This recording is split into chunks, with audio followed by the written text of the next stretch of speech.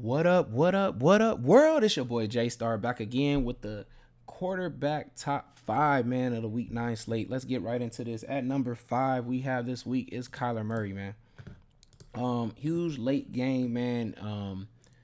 We know he did not look too good this week here against Seattle, and I told y'all the reason why. It was because he did not have a big play receiver, and I meant big play in like a huge like target that's tall and can catch almost anything. You just toss it up in the air for him, and I feel like he would have went off in this game. He still got 19 points without having that type of target, but now he has Hopkins back.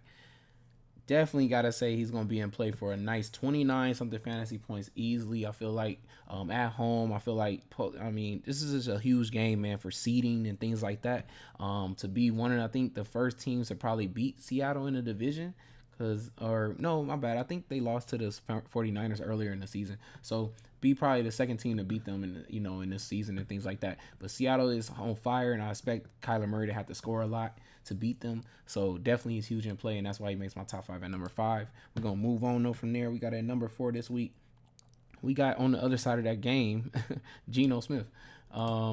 He's just on fire right now. Even though I know the fantasy points isn't 24s and 34s consistently and stuff like that, but he is still completing 20 something, attempts. Out of his attempts, he's completing 20 something passes. He has really good talent to throw the ball to.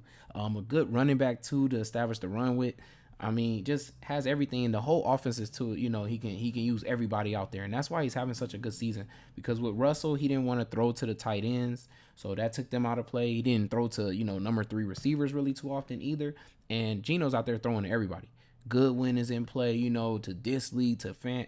The whole offense is out there. He'll rush the ball if he needs to. He's just doing it all, man. So definitely just playing, and he's playing pretty safe. Only has 3 interceptions, man. That's really good, man. So yeah, definitely got to put him in there, in this huge late game, and the only really late game that we got almost. It's only 2 of them, so definitely these 2 quarterbacks gonna be in play, man. So you might want to load them up and put them in some lineups, man. But we got to move on to the number 3 quarterback this week. And we got at the top here Herbert. We already know. What is it? I feel like PJ Walker did pretty decent, y'all, with having no targets. And at least if Herbert's gonna have Keenan Allen, we already know he's gonna have Eckler. If he can get any of them other receivers back, even without them, I feel like even with just Everett alone, Keenan Allen, and Eckler, he could go off, man. We already know Atlanta's just giving up crazy fantasy points to quarterbacks, man. Getting the 300-yard bonuses and stuff too. They're giving up to each quarterback too, so that's going to be in play as well. And that's a guarantee of 15 points, even without touchdowns and stuff like that. So, but I do expect him to get about 2 to maybe 3 touchdowns thrown in this game. So he's going to be huge in play, and that's why he makes my top 5 at number 3. At number 2 this week, shocker, but it's Aaron Rodgers, man. I say shocker, and this is my team, but it's about time, man. We have a huge Rodgers game, man. Like, it just hasn't happened. I felt like what was good to see though was him connecting with them rookie receivers, man.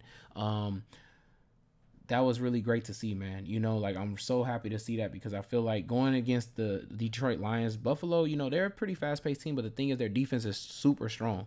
And now you're going against a fast-paced team who I keep always saying they're just playing too fast for their own good, which is causing them to lose games, period. Like, you're playing too fast, which it can get you started off hot and stuff like that. You can get a jump on, even good teams to bad teams, but you can't, if you're going to continue to play that fast, even in the second half, and not slow it down and just trust the run game, you're going to continue to give chances for another team to come back and beat you.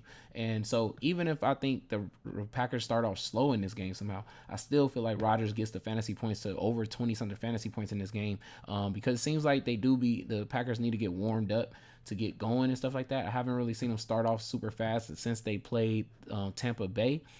That was the fastest I ever seen them start off, and they played really well that game. But I like I said, I like what I saw with the connections he had with the rookies. I like what I'm seeing with Tyon, especially also the best player out there. Like I said, the best receiver. I said it before the season started. The best receiver was going to be Aaron Jones. And he's getting sometimes 8 targets, sometimes 5. And that could be guaranteed a touchdown, 2 thrown at least for Rodgers in the game. Throwing to Aaron Jones. So definitely got to say he got to be one of the best quarterbacks on this slate for that reason. I feel like this is going to be the game. His price has dropped, so much. So the stock has dropped a lot, and I feel like it's perfect because maybe people still maybe sleep on Rodgers, and I like it. I like this play this week. And that's why he makes it at number 2, man. At number 1 though this week, it is where we at. Trevor Lawrence, man, super cheap too. Coming off of these 24 and 21s, like I said, if he would, it was just a really good defense, tough defense, man. It's not easy to put up good fantasy points against Denver, and then after the travel and everything too. But I think coming back home against the Vegas Raiders, who give up the most fantasy points, man, to quarterbacks and stuff like that, I think we might see the best game ever that we've seen for Trevor Lawrence in this game. I think the whole offense running better now with ETN being the lead back. Christian Kirk is always going to be huge in play, as well as the other receivers, and Evan Ingram is showing up. So I definitely got to say Trevor Lawrence number 1, man, quarterback this week by far. Who missed the cut here? Let me see who missed the cut here. Would it been? Oh yeah, I know who it was. It was Fields. Playing a lot better, but it's Fields just because of the fact, why he missed the cut. Of course, he's not throwing enough to really stack him with anybody. So he's getting his points. But it's just the receptions we're seeing to the actual receivers. Like, you kind of got to go to like a value receiver basically to be okay with maybe only getting 10 points or something like that. Like I think N'Keal Harry posted that just last week or something like that. So, but yeah, so Fields, he just missed a cut just because he's not throwing enough. But who knows? He could have to throw, a lot more in this game because Miami will, we saw what they did to Detroit. And at least he showed that he did throw a little bit more in this game. He tried to compete with Dak.